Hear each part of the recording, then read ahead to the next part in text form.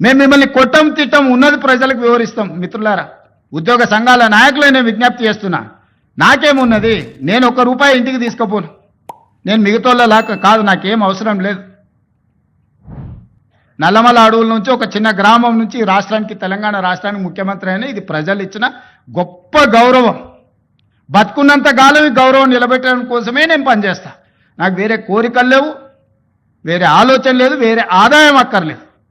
కానీ బాధ్యతగా వ్యవహరించాల్సిన మనం బాధ్యత మార్చి వ్యవహరిస్తామని అంటే అది తెలంగాణ సమాజానికి తీరని నష్టం జరుగుద్ది.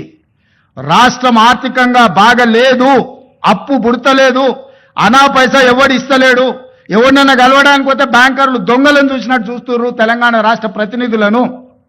ఎవడు ఢిల్లీకి పోతే అపాయింట్మెంట్ కూడా ఇస్తలేడు, వీడు వస్తే చెప్పులు కూడా ఎత్తుకుపోతాడేమో అన్నట్టుగా ఆ పరిస్థితి ఉంది దేశం ముందల. అప్పు పుడితే నేను కూడా ఏదో ఒకటి చేసి తెచ్చిచ్చేటను, అప్పు పుట్టట్లేదు. ఎవడు బజార్లో నమ్మడం లేదు. స్వీయ నియంత్రణనే దీనికి పరిష్కారము. ఉన్నంతలో గౌరవంగా సంసారాన్ని నడిపితే బజార్లో ఎవడైనా నమ్ముతాడు. వీధికెక్కి రచ్చ చేసుకుంటే, కుటుంబం పరువు బజార్లో పడేసుకుంటే ఎట్లుంటుందో, ఉద్యోగ సంఘ నాయకులారా, రాష్ట్ర ప్రభుత్వం అనేది మన కుటుంబము. ఈ పరువును బజార్లో మీరు పడేస్తాము అని అంటే కుటుంబ పెద్దగా వద్దు అని నేను విజ్ఞప్తి చేస్తున్నా. దయచేసి విషయాన్ని అర్థం చేసుకోండి. లెక్కలు కావాలంటే మా ఆర్థిక మంత్రికి చెప్తా, లేకపోతే మా చీఫ్ సెక్రటరీకి చెప్తా, వచ్చి కూర్చోండి. అనా పైసతో సహా మీరే లెక్క కట్టండి. నేను చెప్తున్న దానికంటే ₹1 ఆదాయం ఎక్కువనా మీకే పంచిపెడతా. కాంట్రాక్టర్లకు బిల్లులు ఇవ్వాలంటే ఇంకొక 7,000 కోట్లు కావాలి. నేను చెప్పేది అన్ని నిత్యావసర అత్యవసరానికే 22,000 కోట్లు, దాంట్లోనే 4,000 కోట్ల తుట్టుంది. ఇక ఆయన పెట్టిపోయిన 50,000 కోట్ల రూపాయల కాంట్రాక్టర్లకు పాత బకాయిలు ఇవ్వాలంటే నెలకి 7,000 కోట్లు కావాలి. ఇవాళ సాగునీటి ప్రాజెక్టులల్లా 70%, 80%, 90% ప్రాజెక్టులు పూర్తయినే ఉన్నాయి.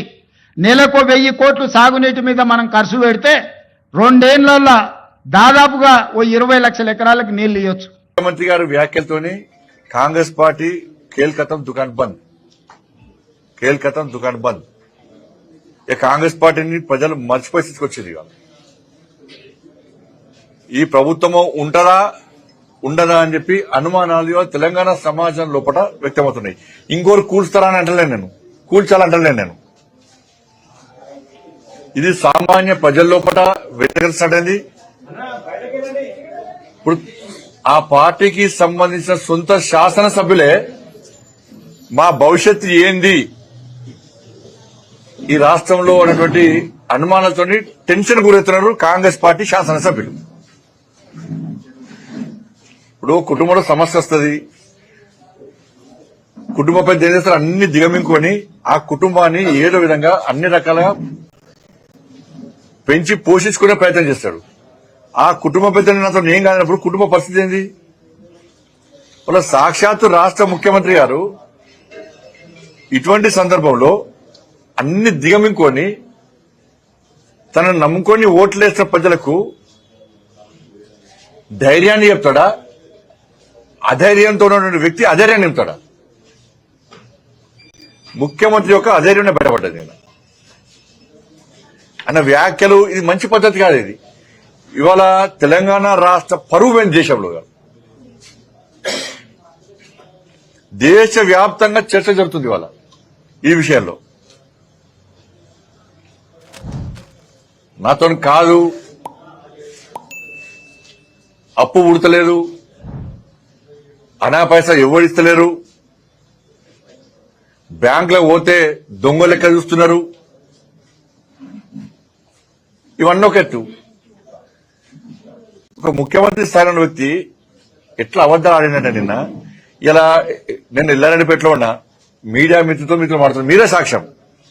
ముఖ్యమంత్రి గారు ఢిల్లీ పోయినప్పుడు ఎప్పుడన్నా ప్రధానమంత్రి గారు అపాయింట్మెంట్ ఇవ్వలేదా? కేంద్ర మంత్రులు అపాయింట్మెంట్ ఇవ్వలేదా? ఎన్నిసార్లు కలిసిండన్నా మీరు ఇచ్చారు. ఢిల్లీకి ఎప్పుడు పోయినా మేమే అనుకుంటున్నాం. ఆయన అనుకున్నా ఏం పెట్టిండు, నేను గిన్నిసార్లు కలిసిన కేంద్ర మంత్రులను, ప్రధానమంత్రిని గిన్నిసార్లు కలిసిన అని చెప్పి ఆయన చెప్పుకున్నాడు. మళ్ళీ ఇప్పుడు ఏమంటున్నాడు? ఈయన పోతానంట చెప్పులు ఎత్తుకపోయేలాగా చూస్తున్నాడు. ఈ చెప్పులు ఎత్తుకపోవడం అర్థం కాదు, నాకైతే అర్థం కాదు. ఇది కాంగ్రెస్ కల్చర్ గా వచ్చింది.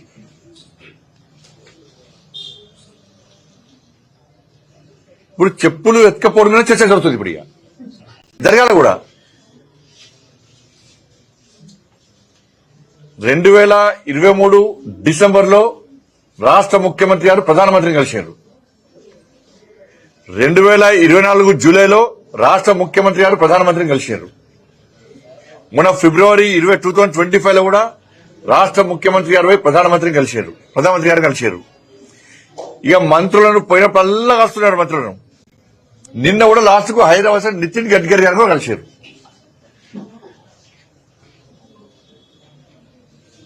ఎప్పుడు మీకు అపాయింట్మెంట్ ఇవ్వలే, ఎప్పుడు మీతో మాట్లాడలేదు. చెప్పులు ఎత్తుకపోయేటోళ్ళక ఎప్పుడు చూసారు, ఎవరు చూసారు?